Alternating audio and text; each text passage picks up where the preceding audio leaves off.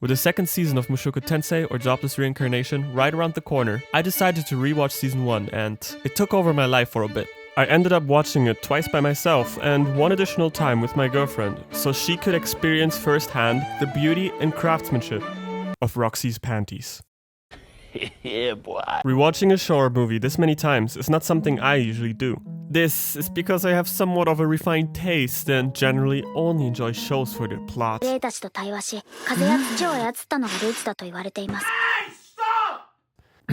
Sorry about that one. So when talking about plot, we are referring to the stuff that happens between the beginning and the end of a show. My favorite anime moments are usually tied to some big plot twist, a satisfying ending, or the unraveling of a well set up mystery. That is why I find it painful to sit through a lot of episodes of something when I already know how it's going to unfold. And the last thing that I watched back to back was Kimi no Na wa when it first came out. That said though, Kimi no Na wa is one of my favorite anime movies of all time. So yeah, you could say that Mushoku Tensei is pretty alright. I'm gonna give it, I'll give it 4 out of 5 avocados. If you were only to read a plot summary on Mao, you'd be justified to dismiss Mushoku Tensei as your typical trashy isekai. This is because its plot is as generic as they come and includes pretty much every cliché you've gotten used to from this genre. However, this is not a sign of lazy writing. More so, it is because it's considered grandfather of isekai. Grandfather of isekai or grandfather of modern isekai. And it is credited for popularizing many of these tropes. So I guess thank you Mushoku Tensei for better and for worse.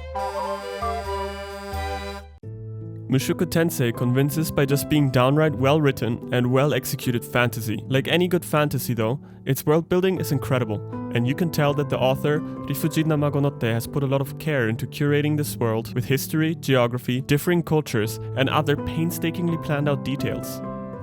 All these details make the world just feel so much bigger than the story we're following, which it actually is. While Mushoku Tensei serves as the main story, there are 4 more stories set in the same universe, also called the Sixth-Faced World. Despite being at a much smaller scale, this kind of world building reminds me of the Lord of the Rings, ridiculously fleshed out and detailed world, complete with history books and languages you can immerse yourself in for months. Heck, even years.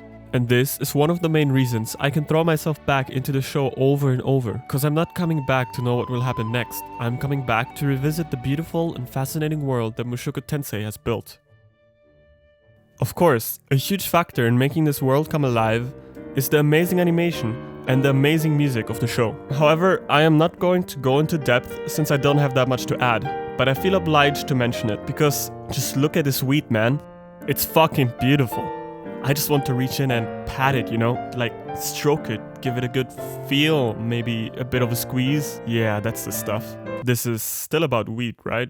While most of you are probably aware of it, there is a dramatic principle called Chekhov's gun. It was coined by playwright Anton Chekhov, referring to the idea that everything introduced in your story should somehow impact the overall narrative. And most of the time, you can tell when a Chekhov's gun has been introduced to the story.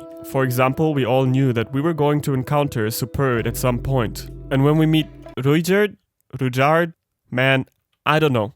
It was something like, oh wow, hi, I heard so much about you, nice to finally meet you. But what this story excels at is showing you Chekhov's gun without you realizing it.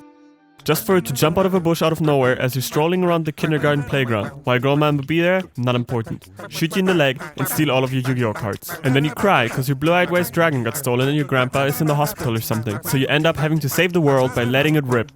There are many examples of the sneaky grand-scale interconnectivity in the material that the anime hasn't covered yet. However, there is a small example of this in the anime, and it can be observed when Rudy receives a necklace from Roxy as she bids him farewell. This moment will most likely not scream out, "Look at me, sure. I'm the captain now." But it does connect back later on when they reach the hometown of Roxy on their way through the Demon Continent. And let's be honest, we all just went like as soon as we saw this reveal. The main criticism I have seen against the show are the morally questionable actions of our lead character Rudeus. And yeah, I can't really argue with you on that one. Rudy is that one friend you had, you know which one. That one friend that you would never invite to come over to play at your house.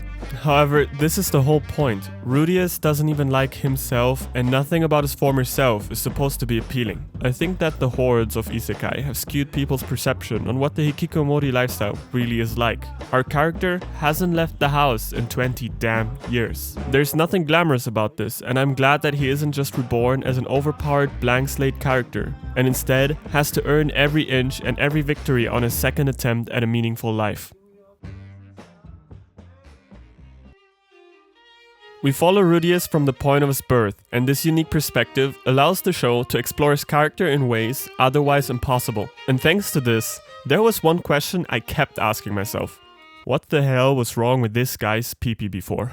Joking aside, the real question I kept asking myself was, at what point exactly is Rudy going to be just Rudy, rather than a 34-year-old man inhabiting Rudy's body? Because there's this bizarre contrast between his actions and his thoughts, especially as a young child. All of his mannerisms are childlike. He moves like a child, he has the curiosity of a child. Even him opening this box is very childlike, but his inner dialogue is that of an adult. Combine this with the fact that his thoughts are narrated by a different voice actor, just gives this impression of a split, a spirit inhabiting a vessel, or that we are watching two separate people entirely. But this older, hikikomori version of our main character doesn't exist anymore, and just like the human god tells him, it's not real, and it's merely the way he sees himself. This separation of Rudy's body and how he sees himself in his mind is not nearly as clear in the light novels. And for me, the anime adds so many layers to this character in various ways that just aren't possible in written format. In conclusion, Mushoku Tensei is one of those cases where the anime improves on what made the source material great, and I think Mushoku Tensei is here to redirect isekai in the right direction. And while most isekai try to appeal to that power fantasy inside of us, that fantasy of wanting to be capable, smart, admired, have a harem, Mushoku Tensei caters to a different fantasy. One that I think all of us had before, and one that isekai was arguably made for. That fantasy of wanting a reset or rewind. To get that second chance at doing things differently, at doing things right. Maybe you'd want to say no more often, and follow your passion. Maybe you want to waste less time and spend it with people dear to you. Or maybe you just want to go back to yesterday and punch yourself in the mouth for ordering McDonald's for the 3rd day in a row. Because I know I want to, but none of us are going to be reborn into a fantasy world anytime soon. However, most of us will get another chance at starting over when the sun rises tomorrow. A chance, just as Rudeus, to overcome that self-image we carry in our minds because, well, that person, they don't exist anymore.